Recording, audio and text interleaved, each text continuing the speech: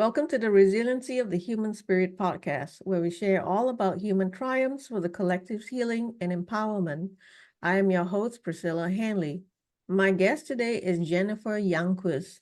Jennifer is a spiritual dating coach that is committed to helping women to spiritually awaken, grow, and shift their personal energy to become absolutely magnetic to their dream partner. She has been certified as a coach in several modalities. Jennifer offers a one-to-one coaching as well as her inner circle program called Dating Alchemy. She lives in Cincinnati with her husband and 3 cats.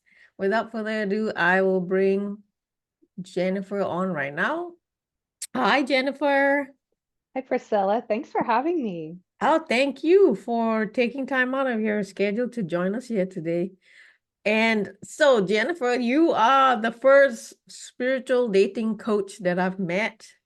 I don't think there's many of you out there. So I am intrigued by your story.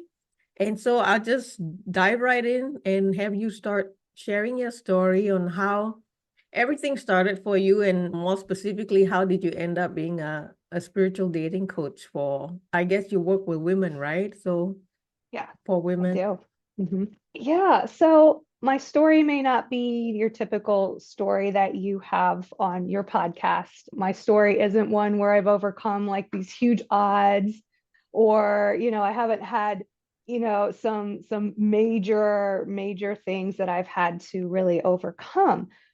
But what I didn't realize from my past was that for a long time, I was walking around unaware of how my trauma in the past actually did affect me. And I think there's a lot of people listening that probably will resonate with that, where they've probably thought their childhood was okay. Maybe it wasn't the best. Their parents did the best they could. Their parents loved them. How could any of that affect what's going on with me today? But everybody I talk to, all of my clients have had, have been able to say that, like, oh, my childhood was fine. It was okay. But yet when we dive into it, we always come up with that one thing that as a kid you walked away with that is now still affecting you. And so that is my story. I came from family that was broken. Like my parents were single, they got divorced when I was 5. And my father was very full of rage. So he liked to take that out on everything around him, including us children and the pets, both physically and verbally. My mom, I believe, is a covert narcissist. So she liked to kind of squash me whenever she could. She just did not like me to shine. She didn't really encourage me to be myself, those kinds of things. And because she herself had issues, and she married someone else that also was, I'll just say he's a major walking red flag. And he ended up abusing me as well, both verbally, emotionally, and sexually. So I had to deal with all of that. I didn't have the support to help me through that. This was the 80s. This was when, this wasn't it was happening, but there weren't a lot of, it wasn't being brought to light. So yeah, he was put on trial. Nothing happened. I didn't get any support afterwards, not emotionally from my parents. They took me to a psychologist, but I remember going for like 2 or 3 visits, like nothing that would have, and I didn't want to share with this person either because it was another man, and I'd already just learned not to trust men, so I didn't open up to him. It was just just not a good situation. So I pulled everything inside and moved on with it. What I didn't realize was from about that time until I was 36, was that all of that was affecting my relationships. So I came away thinking, I'm fine. I didn't need help. Nothing, I don't have any issues, right? Because I was able to get through school with good grades. I was able to get a scholarship. I had a good job that I was able to maintain. So, from my point of view, nothing was wrong until I started really dating. And my very first boyfriend ended up being a narcissistic psychopath.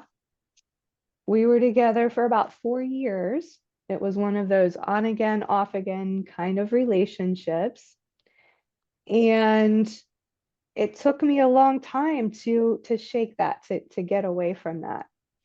But then when I did, all of my subsequent relationships were some version of emotionally unavailable.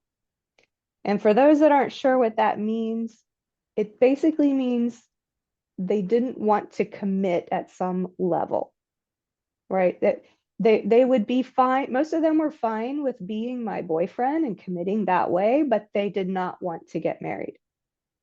So I was engaged twice because I insisted. It was one of those things where, like, well, if we're not going to get married, then why continue this relationship? So they gave me a ring. They asked me to marry them. And then when I go to make wedding plans, then suddenly things are wrong, right? And it ended up imploding, and that being the end of it, because it forced them to realize that they did not really want to get married. All my other relationships were, a lot of them were guys that just wanted a casual thing, or somewhere in between. The whole theme, right, was that I was trying to get them to see me. I was trying to get them to choose me, just like my parents, right? That whole energetics of my past with my parents, I was trying to replay and figure out in my dating life. But at the time, I didn't understand the connection, that there was this connection. And so when I look back, I remember I've always had issues with relationships. Like, I didn't have very many friends as a kid. I always felt like no one was going to like me, so I didn't try. Or even when I did have a friend, I didn't really feel like I was included in everything. I always felt like I didn't belong. I had a best friend growing up, and there was another neighborhood girl that, like, that she was friends with. And, she wanted all of us to play together, but I didn't want that. I didn't trust this girl. I didn't know her. I felt like she didn't like me. And so I refused to get together with them. But I mean, it was all my doing. Like, it was my perception, and my perception was really not the reality of what was happening. But I didn't know that at the time. And so that was affecting my friendships.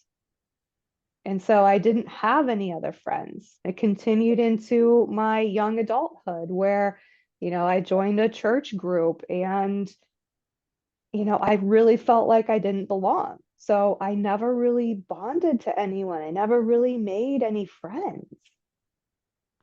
And that just kind of continued, right? And I'm this whole time thinking that it's them, that it's other people. They just don't like me, or they're just mean, or something. So I had this whole victim mentality going on, and nobody could tell me that I was the problem, right? I did have a work friend tell me that I was the common denominator in all of that. So maybe I should, get some help for that. And I was so mad. I was so mad at him for saying that. But I look back now and I'm like, he's so right. He was right. Like, whenever you discover a pattern, you have to look at yourself, because that's the only way you're going to get out of it. And I know there's going to be a lot of people listening that it's going to be really hard for them to hear that, and it's going to be really hard for them to accept that. But let me put it together for you. So my traumas, when I came away from my childhood, the things that were difficult for me were, I wanted to hide. So therefore, I didn't want to be seen by anybody, because being seen meant I could be hurt, right? Anyone that paid a little too much attention to me ended up hurting me. You know, I was bullied in school because I was quiet and shy and kind of a little nerd, a little know-it-all. People didn't like that, right? When they paid attention to me, bad things happened. So I wanted to hide. And if you're hiding, that affects your dating life, doesn't Yeah, pretty much. it? It also made me try to control my relationships and situations. So I did this through people pleasing, and I did this through testing my partners. Whenever I just kind of had a feeling like they weren't connecting to me, it would really make me anxious. And I would either really try to people please and go along with everything that they wanted to do. And sometimes I would also like say things or get mad at them when I didn't think they did things to my liking. Right. So I would always start arguments. And I didn't realize it at the time, but it was a way to test them. It was a way to test their loyalty. It was a way to try to figure out where their mind was as far as the relationship. And usually I didn't get the response that I wanted, so I would get upset. But that version of me didn't know why that was happening. And, you know, it was all happening because it was control. I was trying to control for being hurt, trying to prepare myself for that. I also didn't have boundaries. I didn't understand boundaries at the time. I also didn't understand that I needed to be able to tell people how to treat me. I thought that if I said anything, it would make them mad or it would upset them in some way. So I would, you know, for me, because my dad was such a rager, was walking on eggshells. So that's the way I approached everything. I didn't want to upset anybody. I didn't want anybody to be mad at me, right? Because that was the pattern that I grew up with. And so that caused me to not be myself. I couldn't be myself. I couldn't shine and truly be me, because that was my mom always wanting to squash me, like that tall poppy syndrome. Whenever you get too full of yourself, someone wants to cut you off, right? So, you know, I couldn't be me, which also meant I couldn't tell people what my needs were. I didn't expect them to meet my needs. So I never said anything.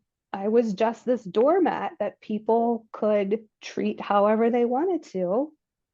And at some point, I thought I was being strong by leaving the relationship eventually after like 4 years.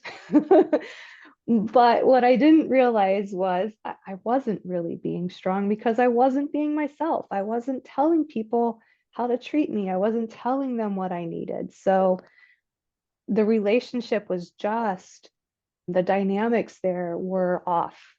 I gave the other person way too much power in the relationships. And the biggest one is I was afraid to receive love. because it felt weird. I didn't know how to take love. And I've noticed this a lot with my clients, that a lot of people have a real hard time with receiving.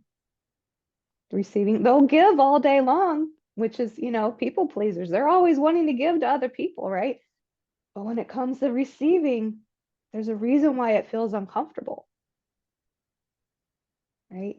And so all of these things put together were contributing to me only being comfortable with people who would never see me, who would never choose me, who would never go out of their way for me.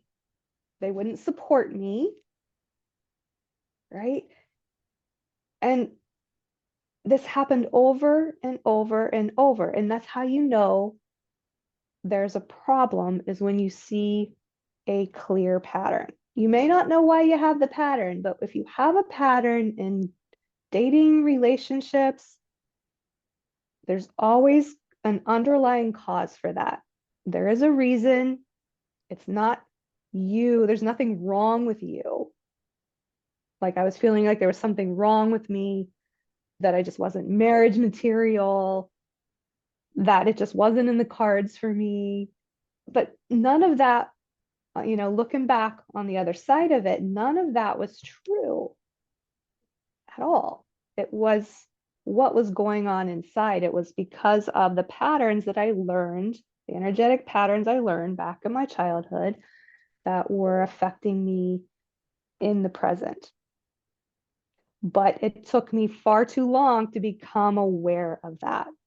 And the turning point came when I was just so frustrated. I had just left my second engagement, and everyone that I had dated after that was some shade of just wanting a casual relationship. Like, they wouldn't even fully date me. And I'm just like, what is happening? It's gone from bad to worse. And, I wasn't willing to go seek therapy, which might have been a good idea. But for me, that there was just so much stigma attached to that. It was like me admitting that I was weak or wrong or broken somehow. So I wasn't willing to do that. So I went a different route. I, on the suggestion of a friend, went to see a psychic medium. I was hoping she could tell me what was wrong with me, what was happening, why was this happening. I didn't really believe in it too much, but I thought, it couldn't hurt. Let's just see what she has to say. And a lot of what she had to say, I didn't really understand. But she did give me one great suggestion, which was to read a book.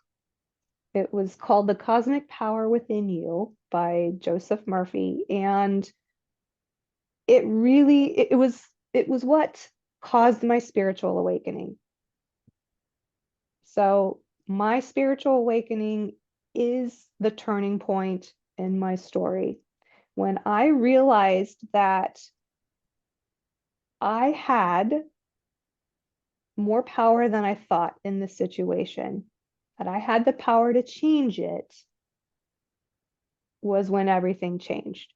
When I understood that what I was thinking and believing about myself, about relationships, about love, when I realized those things are what was causing my results in life, is when everything changed.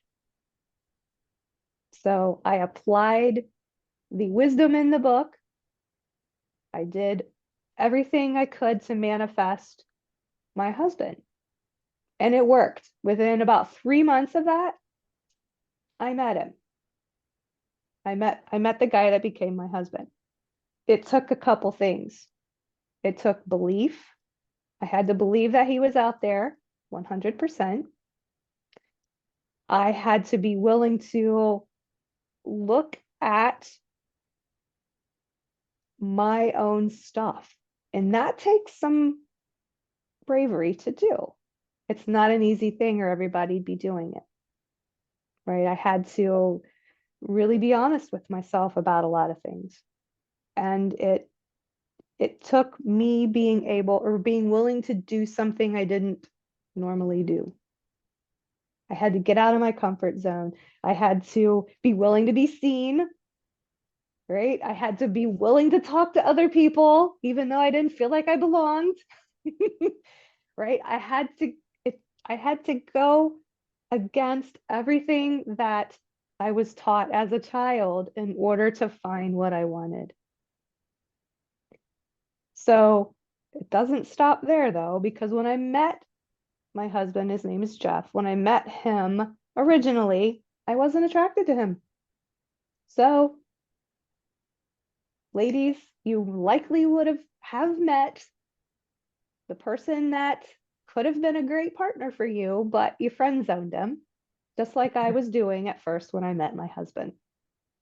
And it took me a while to realize why I did that. But the biggest thing was because he did not make me work for love. He was just willingly giving me love. And that was highly uncomfortable because I was used to having to work for it.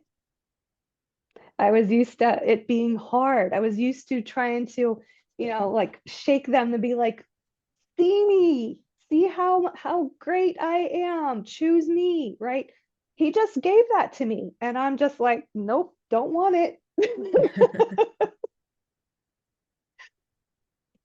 And nothing shifted for me until I was willing to sit down and be like, why? He's everything I literally have asked the universe for. Why am I rejecting this? And I realized it was because he already sees me. It's because he's willing to give me love, and I'm feeling discomfort with that. So I literally had to sit with that discomfort and let it happen and choose to see the things that I was looking for in a relationship. So I had to look at him through that lens of he checks these boxes. Like it was like a fog lifted once I realized that, like, you literally have to choose something different. Whenever you can stand up for yourself, when you can choose something that you don't normally choose or that would be against what you would normally go for, it opens that door energetically for what you actually want to come in. Right? It wasn't until I stood up to one of these guys that I was seeing casually that I really liked. And this was a 2-year relationship that I wasn't even in. Right? Once I stood up and said, hey, I want to be your girlfriend. What do you think? And he rejected me. It was like that relationship just lost its shine. Right? But it was terrifying to stand there in front of him and open myself up to that rejection. And unfortunately, these are the things that keep us stuck when we're not willing to stand up for what it is that we want and ask for what we want. Right? We get what comes along then. Like one of my mentors says, we either get what we want or we get the lessons that we need. So all of these guys were lessons and I wasn't getting it. I wasn't getting it. And that happens so much, that I see in women, like, I keep attracting narcissists no matter what I do. Like, yeah, probably because you're an overgiver. You're a people pleaser. And they love those. They love people pleasers. So yeah, that's pretty much my story there. Wow, so much to unpack here. So Yeah. from your story, it's clear that the law of attraction worked for you, right? So what would you tell people who say, I tried the law of attraction and it didn't work. I've been trying for 5 years and I'm still haven't gotten what I wanted. So what do you tell them? Yeah, the juice behind the law of attraction is really you have to believe it ahead of time. You have to feel it in your body ahead of time. And when you aren't sure that it's going to happen, or if you haven't taken the time to figure out what it would feel like when you have that, it lacks the juice, right? So one of the things that I did was I got very clear on what I wanted. What did I want in a relationship? From all the intangibles to the tangibles, right? What he looks like, down to how I want him to, what kind of job I wanted him to have, what kind of values that he had, right? I got clear on my own values, all of that stuff. When you get clear, it sends a signal out, right? But I also had to believe that he was out there. And I spent some time thinking about how I would feel when I had that. How would I feel in this relationship? What would it feel like to have someone that supported me, to have someone that loved me? And these were not feelings that were at the ready for me. Like I had to spend some time conjuring them. And I think that's where a lot of people, that's where the disconnect is, because they don't know how it would actually feel to have the thing that they want. Yeah, like how do you know how you're going to feel when you never had that all your life? So how do you come up with the elevated emotions? Well, you use something else as instead. Like, so a lot of people have pets that they love, right? You know what it feels like when they love you back. So conjure that when you're thinking of the person that you want, right? How does it feel for you to support somebody? It's pretty much the same, right? It's like the same emotion. We are capable of feeling any emotion, right? It's someone doesn't make us feel anything. We feel something because of what someone else does, right? When someone gives us love, that doesn't, like, they can't make us feel love, right? We feel the emotion of love because they've done or said something that triggers that in us. So you want to find something that has triggered that feeling for you. And then you practice embodying that. The key is embodying that. Like literally closing your eyes, bringing that emotion in, noticing where you feel it in your body. That causes an energetic shift when you can fully embody an emotion.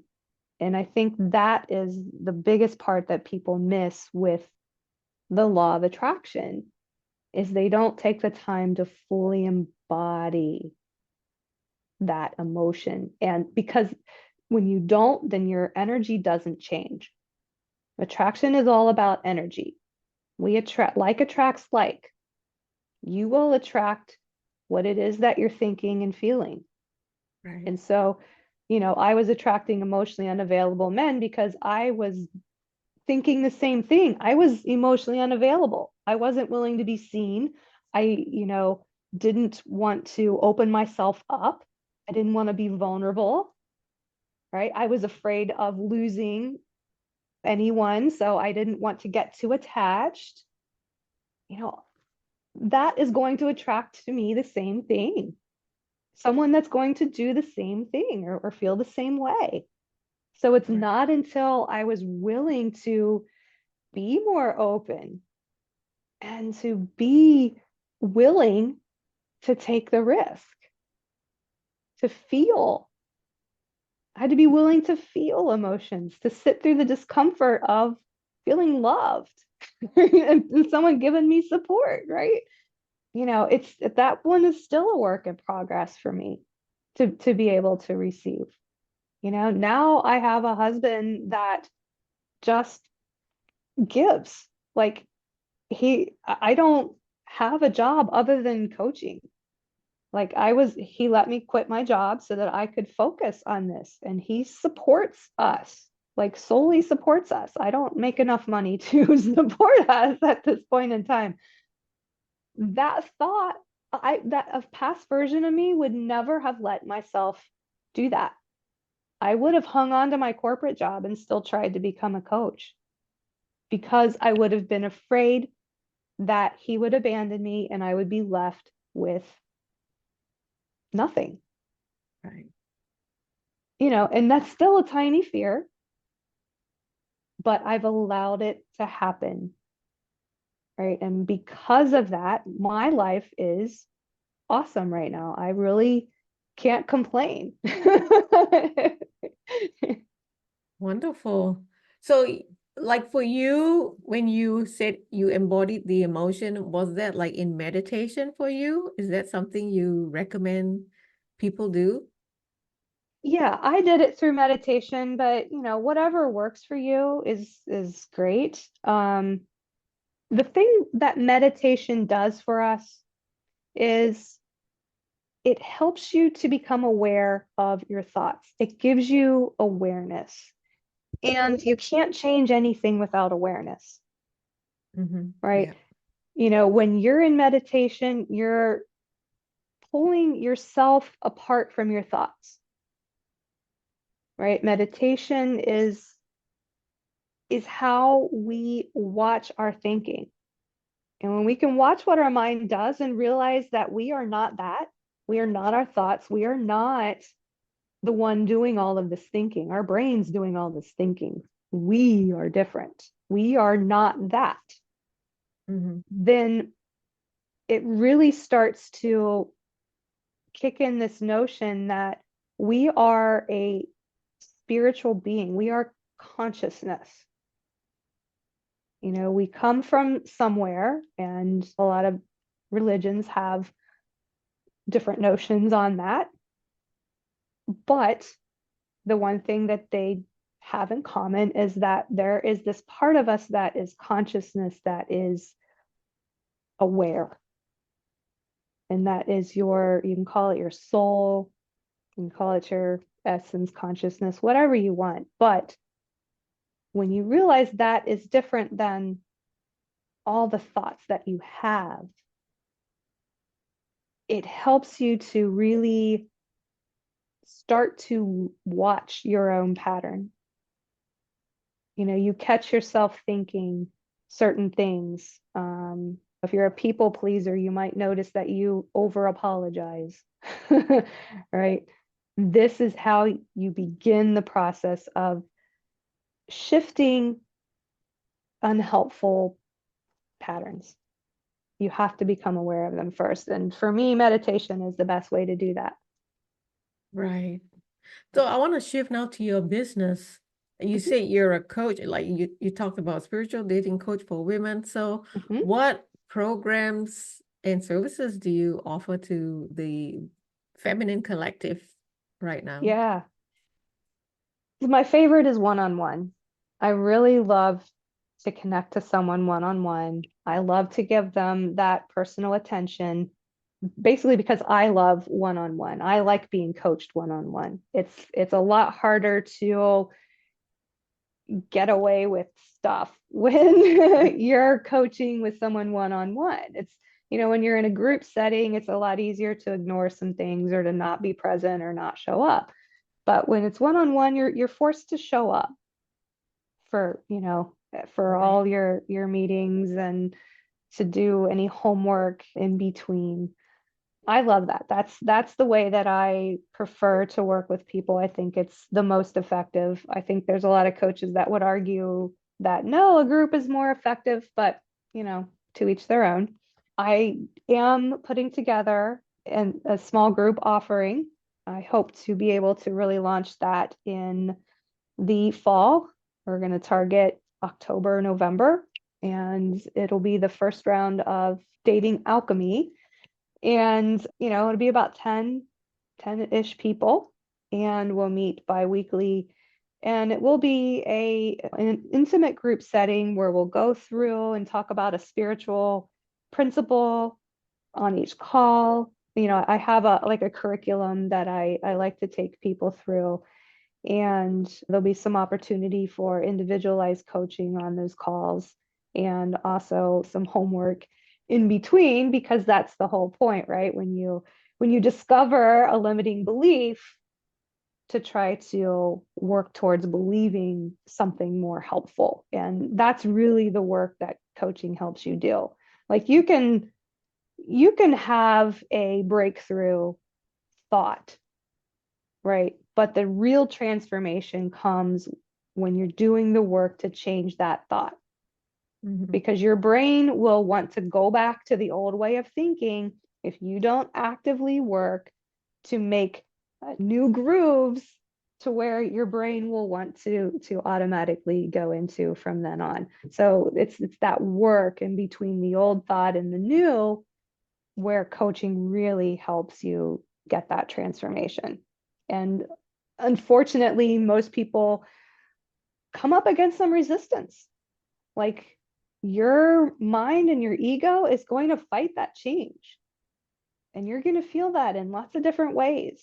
And it's going to make you either not show up. It might make you turn you into a judgmental person where you're judging yourself or you're judging me. Like there's all kinds of different ways that resistance shows up, and coaching is there to help you work through that and get to the other side. Right. And before we got on, you mentioned that you also have spiritual guidance with your one-on-one clients. Can you elaborate a little bit more on that? Yeah. So I use a few different methods when either I work with other people or I encourage other people to do for themselves. One of those is really connecting to intuition. So I've spent a lot of time connecting to my own intuition. And, first off, I want to say that everybody is intuitive. We just haven't developed those skills. And the biggest thing we haven't developed is learning to trust ourselves. Mhm. Right? How many times have you gotten a hit of intuition and discounted it because you didn't trust yourself, or you didn't trust that?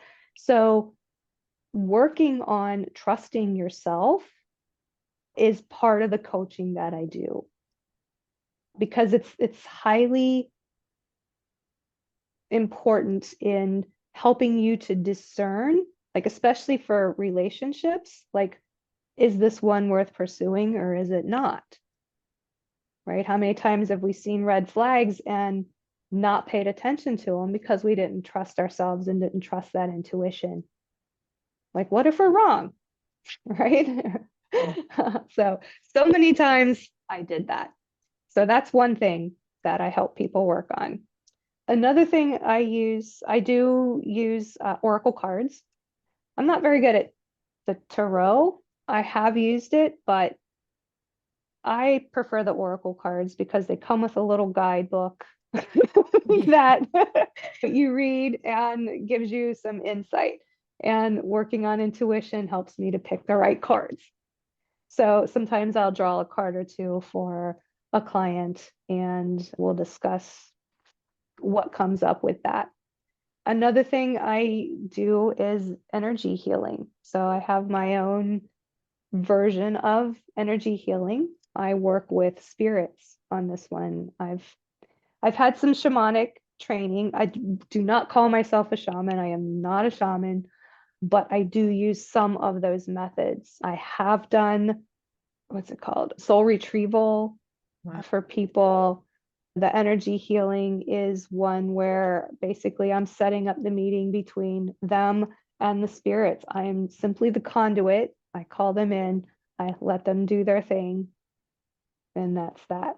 I have a spiritual helper that does a lot of gatekeeping for me, so she keeps the riffraff out. But yeah, it's not something I advertise. I don't really do it for profit. It's just something I use in my coaching that is just a little bit of extra help. So do you hear your spirit guide or see her, feel her? How does that work for you? Sometimes I can feel her. I have asked her to help me in certain ways. Like I've just to like kind of prove to myself, I asked her to kind of poke me. And I did feel a poke. I've asked her to help me when I was in a lot of pain by, helping just put me out, put me to sleep. And Mhm. she did. It was like immediate. It was like I was so grateful. But for the most part, I talk to the spirits through divination. I use a pendulum. I'm not I'm not super connected to hearing. Like I don't get a lot of visual things. I don't have the auditory. I am like if I have any one of the clairs, it's clairsentient. I just kind of know things, and the pendulum helps me to confirm that. I'll ask yes, no questions, and they talk to me that way. Right. So question, what kind of pendulum do you use? Because I have, I'm a huge fan of, I have a pendulum right here. What kind of crystal do you use for your pendulum? Well, I have a few. Honestly, sometimes just a regular Uh, necklace will work in a pinch. I have a copper one that I use for my formal energy healings, and I've got one sitting right here that's just a clear crystal oh, that's that beautiful. I just wire wrapped and I put on a old chain, and I just use that. So I don't think it, for me, I've never seen that it matters what it's made out of. Is as long as it will swing freely. Correct. Yep. That's all you need. Yeah. So I understand you have a very special free gift for our audience today. You want to talk a little bit more about that? Yeah, so I just created a new freebie here, and it is the secret to go from disastrous dating to being happily partnered, which can happen in as little as 3 months because that's what happened to me. So it is my story laid out in a little bit more detail. So if you want more detail on the actual dating experience and how I came to that awakening, I do go through that in the freebie. And what I have also put in there is a link to 3 books that I have found super helpful on spiritual awakening. And also I have given people access to a exclusive showcase, and it's a collection of videos that I have recorded talking about the spiritual principles and how they apply to dating. So, like, the reason I put this out here is because having that spiritual awakening is what changed the course of my life. And so I really want to impress upon people that this can change your life. But first, you've got to kind of understand those principles. And so I give my take on the principles talked about in a book called The Kabbalion, which is one of the links. So the thing with the Kabbalion is it's not an easy read. Like it's a short one, but I had to reread a lot of stuff because it does require you to think. It requires you to really open your mind. So the videos that I have made are like my take on those principles. And I have also included in there how it applies to dating. So I think it's very eye-opening. I think that it can help people to understand how energy and the universe actually works.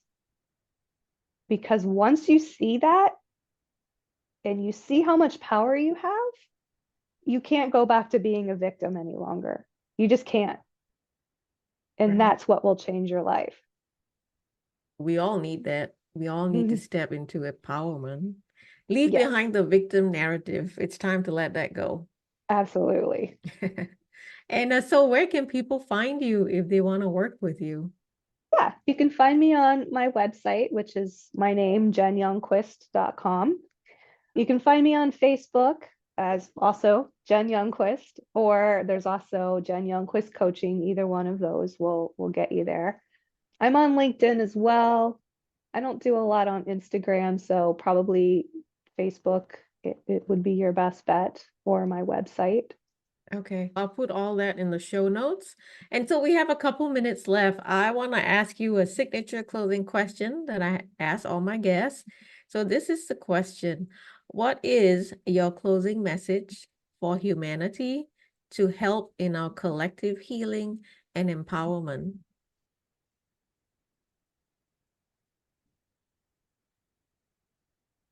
I would have to say that tapping into and reconnecting back to yourself, your real authentic self, is what is going to empower you to move forward to take that next step. And the reason I say that is because so many of us don't know exactly what we want. We don't know exactly who we even are. And so taking that time to really get connected to yourself, to understand you, is going to, that's what's going to propel you to do something like download my freebie and start to watch those videos and understand the bigger picture and to understand things like energy. But it first takes you coming back to yourself, to understanding what you want, and that is important, that you'll never be fulfilled until you know what you want and you start to take steps toward it. That's the best way you're going to, grow, and that's what's going to actually fulfill you and make you happy. Yes, I so resonate with your message. And I agree totally that it all starts with us from within, right? Mm-hmm. Maybe not many people know about this, but the external world is really just a reflection of what's happening internally, right? Absolutely. Yes. So if you're not at a good place, your external world will reflect that. So, Mhm. like what you're saying, work on yourself. And so the external world will then reflect the higher perspective and the higher vibration. Right. Yeah. Just like in my story, my inner world was being reflected in my relationships. But I didn't understand that until I finally had that awakening of like, no, this is what I want. I need to figure out how to get out of this. I need to figure out, what I can do to change things. And then it did finally changed once I took that first step. Yeah. Like you say, we are so powerful. We've just been really dumbed down, I think, for thousands and thousands of years. But I think that's changing now with the shift in Yes. consciousness. So that's a Hmm. good thing. Yes, Yeah. absolutely.